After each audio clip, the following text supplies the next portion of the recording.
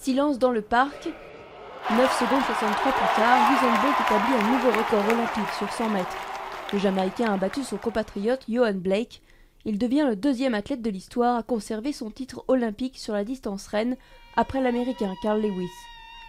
Pour Michael Phelps, autre héros de ces JO, l'aventure olympique est terminée.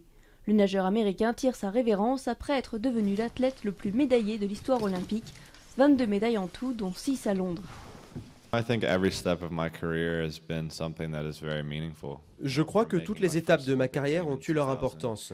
Que ce soit ma première participation avec l'équipe olympique en 2000, quand j'avais 15 ans, jusqu'à ce que nous avons accompli ici à Londres.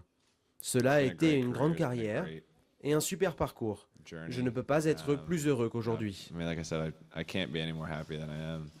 À mi-parcours, portés notamment par la natation, les Américains et les Chinois dominent sans surprise le tableau des médailles.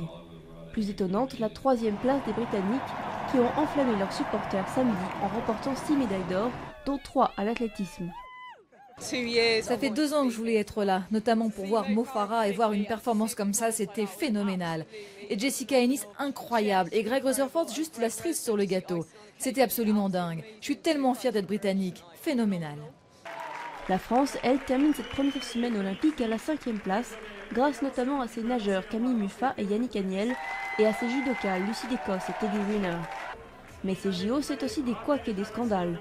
8 joueuses de badminton exclues pour des matchs faussés, une nageuse chinoise aux performances trop belles pour éviter les soupçons, et une judokate musulmane qui a participé voilée aux Jeux, une première.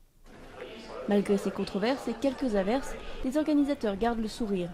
Oubliez la polémique sur les rangées de sièges vides, les spectateurs sont au rendez-vous avec un stade olympique qui affiche complet pour les épreuves d'athlétisme. Quant au transport, enjeu majeur de ces Jeux, ils sont pris d'assaut, mais dans l'ensemble fonctionnent correctement. Les transports marchent bien, que ce soit à l'aéroport, dans le métro ou sur les routes. Hier, c'était la journée la plus chargée pour les spectateurs olympiques. On avait déjà enregistré des journées records dans le métro de Londres, avec 4,25 millions de personnes mercredi et encore un peu plus le jeudi. Foule dans le métro, mais pas dans le centre de Londres. Pour les touristes moins nombreux, c'est l'occasion de profiter plus tranquillement de la capitale britannique.